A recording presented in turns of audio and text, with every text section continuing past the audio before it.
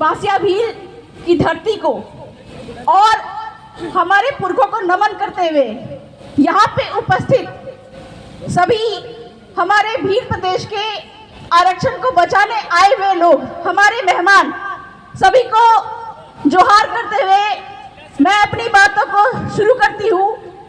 क्योंकि ये आरक्षण की मांग है, काफी लंबे समय से चलती आ रही है और लोगों में काफी भ्रम की स्थिति है।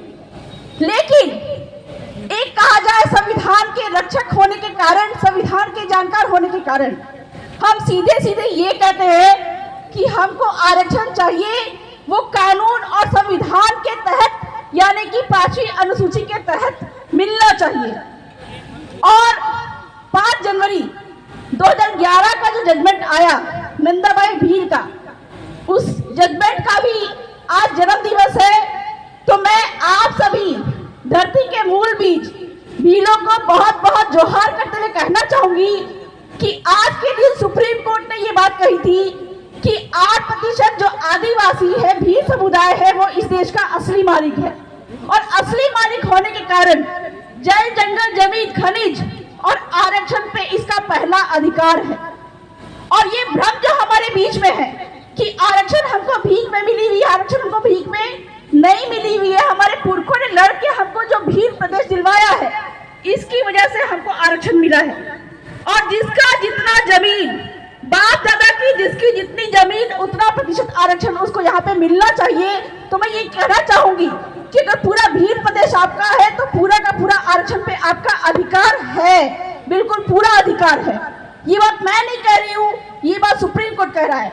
और इसी बात को हमारे एक विधायक साहब निकले, राम प्रसाद जी डिंडोर, जो कि आपकी विचारधारा से निकले, उन्होंने सरकार से ये बात कही कि 5वीं अनुसूची के तहत जो आरक्षण की मांग है, उसके अनुसार जो 100% आरक्षण जो है वो ना सिर्फ यहाँ की स्थानीय भर्तियों में किया जाए, बल्कि RAS और RPS के एग्जाम में भी 100% भीलों को भरा जाए, आदिवासी क्षेत्र के भीलों को भरा जाए। चूंकि संविधान की 5वीं अनुसूची में ये प्रावधान है 100% आरक्षण का। और लेकिन आरक्षण की जब बात आती है, सबसे पहले मैं ये कहना चाहूंगी कि हमको सरकार से ये मांग करनी चाहिए कि यहाँ का सरकारी व्यक्ति कौन है, यहाँ का स्थानीय व्यक्ति कौन है। क्योंकि 1950 के पहले संविधान ये कहता है कि जो भी व्यक्ति 1950 के पहले भील क्षेत्र में बांसवाड़ा, डूंगरपुर, प्रतापगढ़ और जितने भी 5वीं सूची में आते हैं, इन क्षेत्रों में जितने भी लोग बाहर से आए, उनको यहाँ पे आरक्षण नहीं मिलना चाहिए। तो स्थानीय व्यक्ति कौन होना चाहिए? जो अधिसूचना में लिखित है 1970 या उसके बाद जो आ रहे हैं, ये सरासर गलत है। कहीं ना कहीं सरकार हमारे भीलों के, यहाँ के आदिवासियों के आरक्षण पर कुठाराघात कर रही है। तो पहले स्थानीय व्यक्ति कौन होना चाहिए, इसका निर्धारण होना चाहिए कि 1950 में जिसकी भी जमीन यहाँ पे है वो यहाँ का स्थानीय व्यक्ति है। और 1950 के अनुपात में ही, उसके दम पे ही आरक्षण यहाँ पे सरकार को बनाना चाहिए। और कुल मिलाकर अभी जो मांग चल रही है 6.5% आरक्षण की, मैं इसका समर्थन करती हूँ। हालांकि संविधान कानून के तहत जो सुप्रीम कोर्ट के जो आदेश आए हैं, इसके अनुसार संविधान तो कुछ और बोल रहा है, लेकिन जो RAS RPS की बात में 6.5% की जो आरक्षण की मांग चल रही है, इसका मैं समर्थन करती हूँ।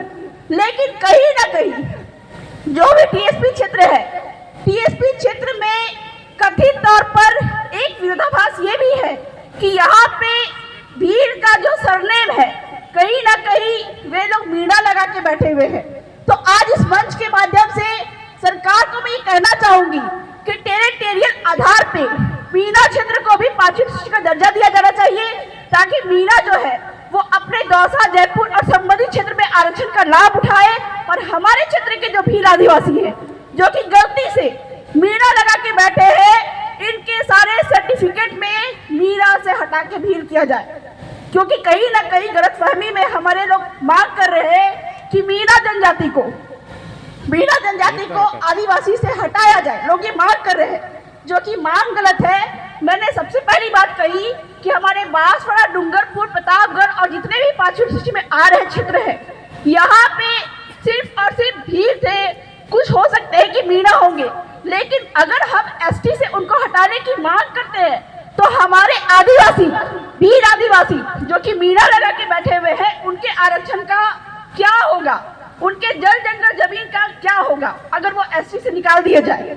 तो इसलिए मध्य प्रदेश, रेगिस्तान प्रदेश और आपके भीड़ प्रदेश को अलग अलग उप वर्गीकरण करना चाहिए और हर क्षेत्र के आदिवासियों को उनके टीएसपी क्षेत्र के अनुसार आरक्षण मिलना चाहिए।